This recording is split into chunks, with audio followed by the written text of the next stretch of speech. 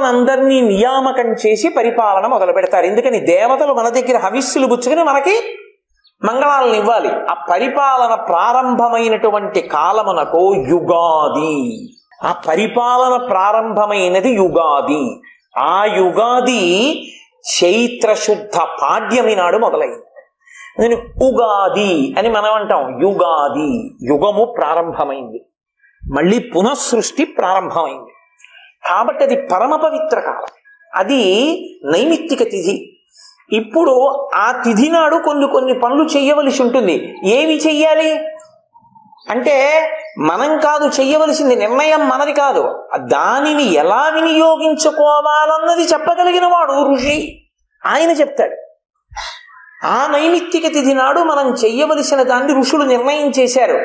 దాని నాడు మనం యస్మాదర్శౌ, ఆ వర్ష ప్రారంభ కాలమునందు నింబకుసుమం అంటారు. నింబకుసుమం అంటే వేప పువ్వు. దాన్ని శర్కరాంల ఘృతైర్యుతం. శర్కర అంటే బాహ్యంలో పంచదార అని అర్థం ఉన్నా, యస్యాద్వర్షౌ, ఆ వర్ష ప్రారంభము అంటే ఆ సంవత్సర ప్రారంభము చైత్రశుద్ధ పాడ్యమి నాడు మనం 4 పదార్థములను కలపాలి.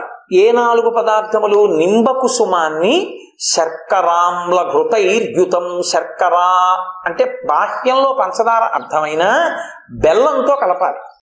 ఆ బెల్లం కొత్త బెల్లం వాడతారు. ఎందుకంటే సంవత్సరాది నాటికి చెరుకు నుంచి పిండిన దోషం వదిలిపెట్టేస్తుంది. ఆ బెల్లాన్ని, కొత్త బెల్లాన్ని ఆ రోజున మొదలు పెడతారు. మంగళద్రవ్యం అది.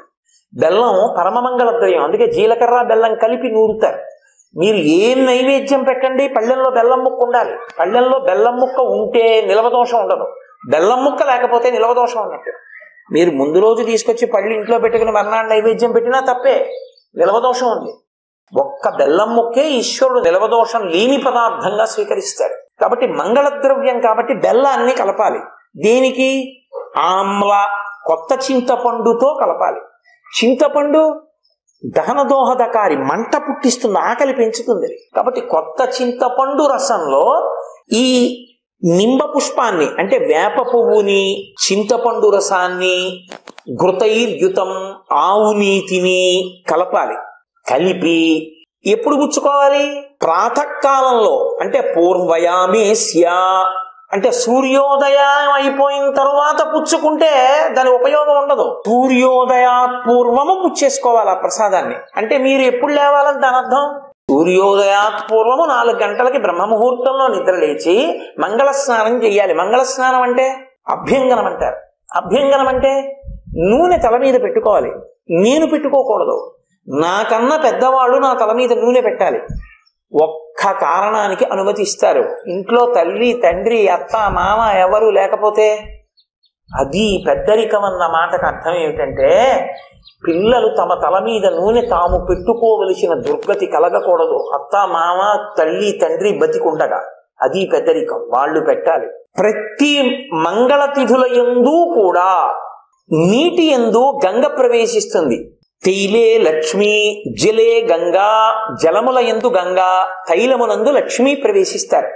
అందుకని ఆ లక్ష్మి మూర్ధన్య స్థానమునకు తగలాలి. అందుకని నూనె పెట్టుకుని తలమించి స్నానం చెయ్యాలి. తలమించి స్నానం చేసి ఉంటే కొత్త బట్టలు కట్టుకోవచ్చు.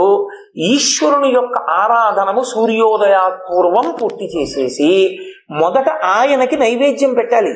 నైవేద్యం పెట్టి యద్వర్షాదౌ, ఆ ప్రారంభ తిథి నాడు పూర్వయామేస్య, ఆ పూర్వయామమునందే చీకటి విడిపోయినటువంటి కాలమునందే ఎవరైతే వేప పువ్వుతో కూడిన ఆ పదార్థాన్ని పుచ్చుకుంటున్నాడో వాడికి ఆ సంవత్సరము సుఖాన్ని ఇస్తుంది.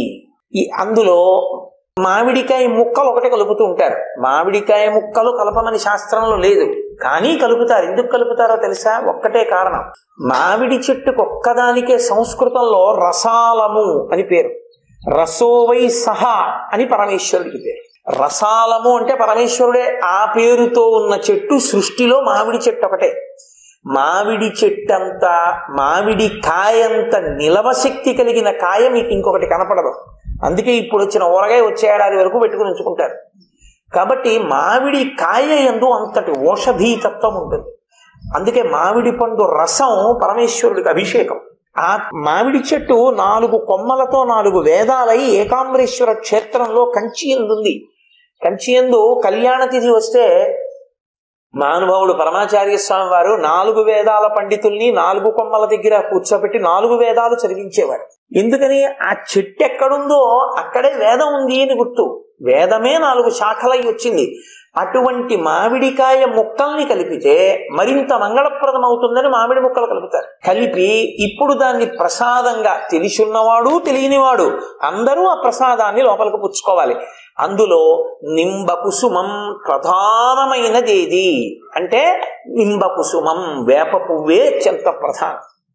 ఎందుకు వేప పువ్వు అంత ప్రధానమైపోయింది అంటే నింబ అని పేరు సంస్కృతంలో. దానికి నింబ అన్న మాటకి సంస్కృతంలో అర్థం ఏమి అంటే ఆరోగ్యం నయతీతి ఇది నింబ. ఎక్కడ వేప చెట్టు ఉంటుందో అక్కడ ఆరోగ్యం ఉంటుంది. లోకంలో యమధర్మరాజు గారి యొక్క కోరలు బయట పెడతాడు. 2 సార్లు బయట పెడతాడు. ఒకసారి ఒక కోర పైకి వస్తుంది, ఒకసారి ఒక కోర పైకి వస్తుంది. ఆ కోర పైకి వచ్చిందని గుర్తు ఏంటంటే విశేషంగా ప్రమాదాలు జరుగుతాయి. చాలా ప్రమాదాలు, ఊహించనంతంత ప్రమాదాలు జరుగుతాయి. జరిగి అంతగా జనులు నశించిపోతూ ఉంటారు. అంత ప్రమాదకరమైన కాలం. ఎందుకని? ముందు భాద్రపద మాసం మహళయపక్షం నడుస్తుంది, పితృతిథులు నడుస్తాయి. నడిచి ఈశ్వరారాధన ఉండదు, పితృతిథులే నడుస్తాయి. నడిచి ఆశ్వీజ మాసం ప్రారంభమవుతుంది.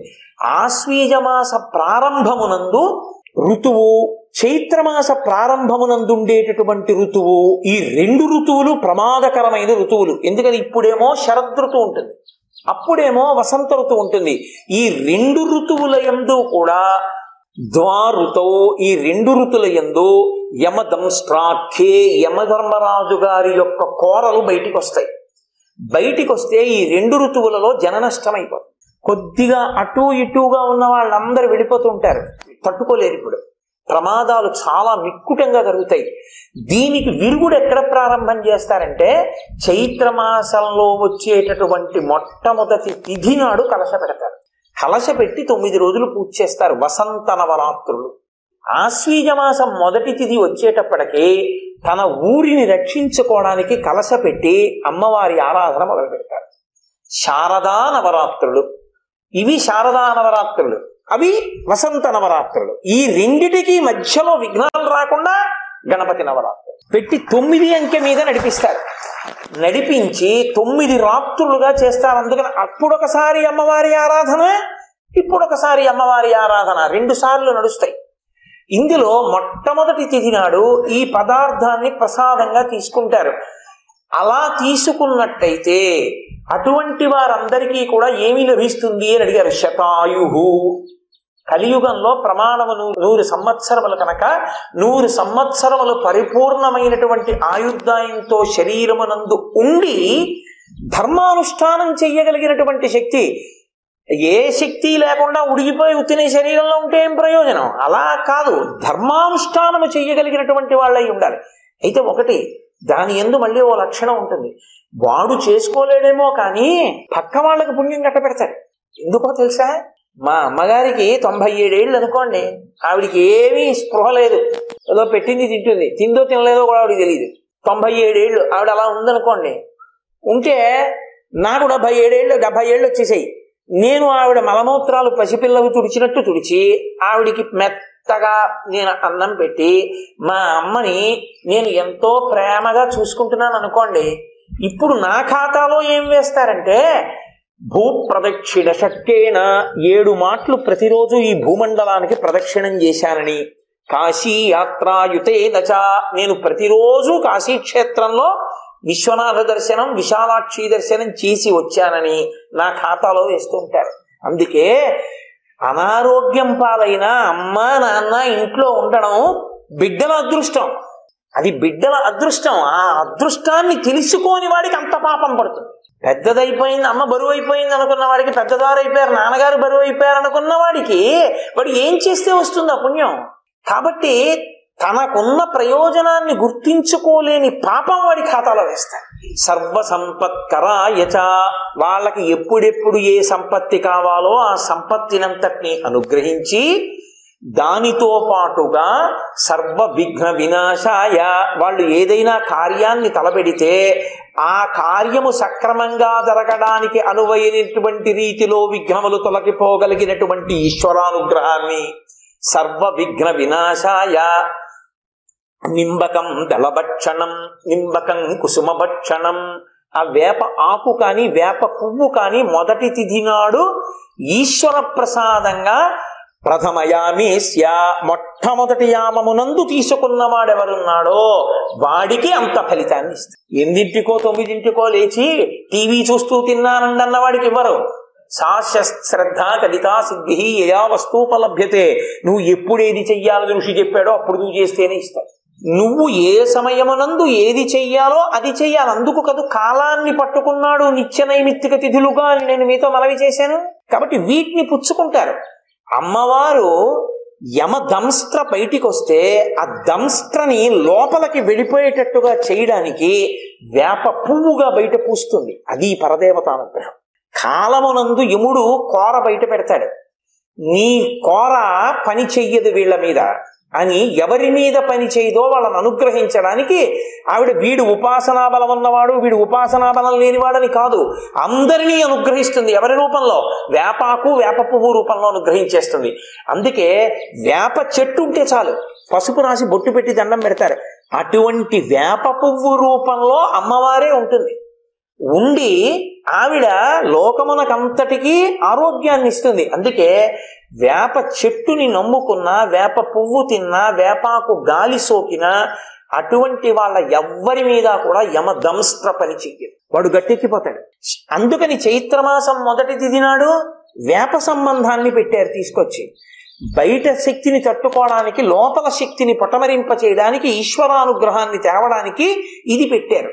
సుఖం అంటే దుఃఖంగా ఉన్నప్పుడు కూడా భగవంతుణ్ణి మర్చిపోకపోవడమే సుఖం. నువ్వు గతంలో పాపం పుణ్యం కూడా చేశావు కాబట్టి సుఖ దుఃఖాలు అనుభవించడానికి ఈ శరీరం ఇచ్చారు. నువ్వు ఒక్క పుణ్యమే చేసి ఉంటే మనుష్య శరీరం ఎందుకు ఇస్తారు? దేవతలు చేతులు సుఖంగా ఉండడానికి. పాపం పుణ్యం కూడా ఉంది కాబట్టే మనుష్య శరీరం ఇచ్చారు.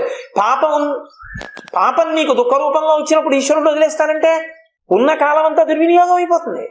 కాబట్టి భగవంతుని యందు ఆ భక్తి నిలబడేటట్టుగా మనసుకి అధ్యవసాయము కలగడమే.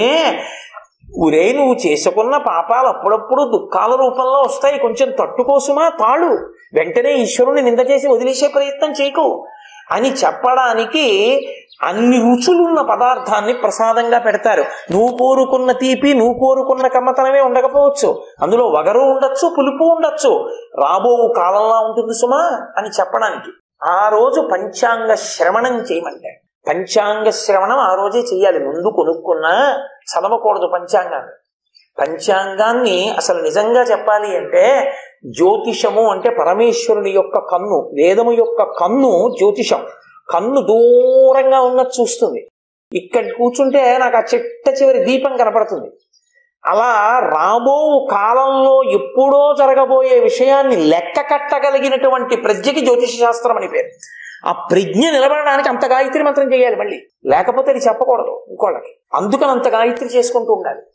పంచాంగ శ్రవణం ఏ రోజు చెయ్యాలి అంటే ఒక్క ఉగాది నాడు చేస్తారు. అంటే ఆ రోజు చేయాలంటే మిగిలిన రోజులు వద్దని కాదు నా ఉద్దేశం. ప్రథమత ఆ సంవత్సరంలో జరిగేటటువంటి విషయాల్ని ఆ రోజే వినడం మొదలు పెడతారు.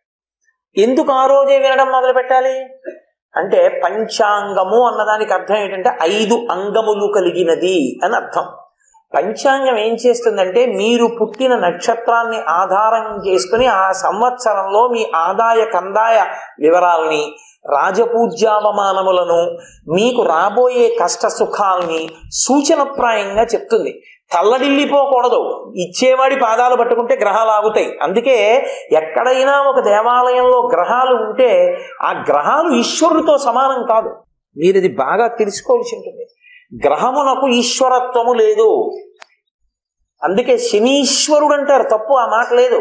శనీశ్వరుడు, శనీహి శనీహి చరహ, ఆయన మెల్లమెల్లగా నడుస్తాడు. అందుకని శనీశ్వరుడు, శనీశ్వరుడు లేదు. ఈశ్వరత్వం గ్రహానికి ఉండదు. ఎందుకో తెలుసా? గ్రహం ఈశ్వరుడి మాట వింటుంది. వాడు చేసిన పాపపుణ్యాల్ని బట్టి ఫలితం ఇమ్మంటాడు గ్రహాన్ని. నక్షత్రాన్ని బట్టి, నక్షత్ర పాదాన్ని బట్టి జాతకం వచ్చి జాతకంలో ఉన్న యోగాల్ని బట్టి సుఖదుఖములు గ్రహములు ఇస్తూ ఉంటాయి. ఆ గ్రహాన్ని ఈశ్వరుడు పిలుస్తాడు. వాడు పరమభక్తి తత్పరుడు. ఇప్పుడు వాడు నా పాదములు పట్టుకుని ఉన్నాడు, వాడిని బాధించకంటాడు. అంటే వాణ్ణి బాధ పెట్టడం వాడికి బాధ అనిపించని రీతిలోకి తిప్పుతుంది. ఒక్కొక్కడి ఏళ్ళనాటి శనివాడికి ఎలా పనికి వస్తుందో తెలుసా? ఓ వారం రోజులు ఇంటి పట్టున ఉండకుండా క్షేత్రాలని తిరుగుతుంటాడు. వాడు అలా తిరగకపోతే ఏమవుతాడో తెలుసా? ఏదో కారణానికి తిరగవలసి ఉంటుంది. ఏళ్ళనాటి శనిలో ఉన్నాడు. బాధతో తిరగడం కన్నా పరమేశ్వరుణ్ణి పట్టుకు తిరిగేటట్టుగా చేసేస్తాడు ఈశ్వరుడు. అదే అనుకూల్యత అంటే. ఈశ్వరానుగ్రహం ఉందనుకోండి అలా కలిసి వస్తుంది. ఈశ్వరానుగ్రహం లేదనుకోండి దాని ఫలితాన్ని అది అలాగే ఇస్తే బాధపడిపోతావు. అందుకే ఈశ్వరుడు గ్రహము ఈశ్వరుడి కింకరు. ఇలాంటి మరెన్నో వీడియోల కోసం మా ఛానల్ని సబ్స్క్రైబ్ చేయండి. నోటిఫికేషన్ కోసం పక్కనే ఉన్న బెల్ ఐకాన్ని క్లిక్ చేయండి.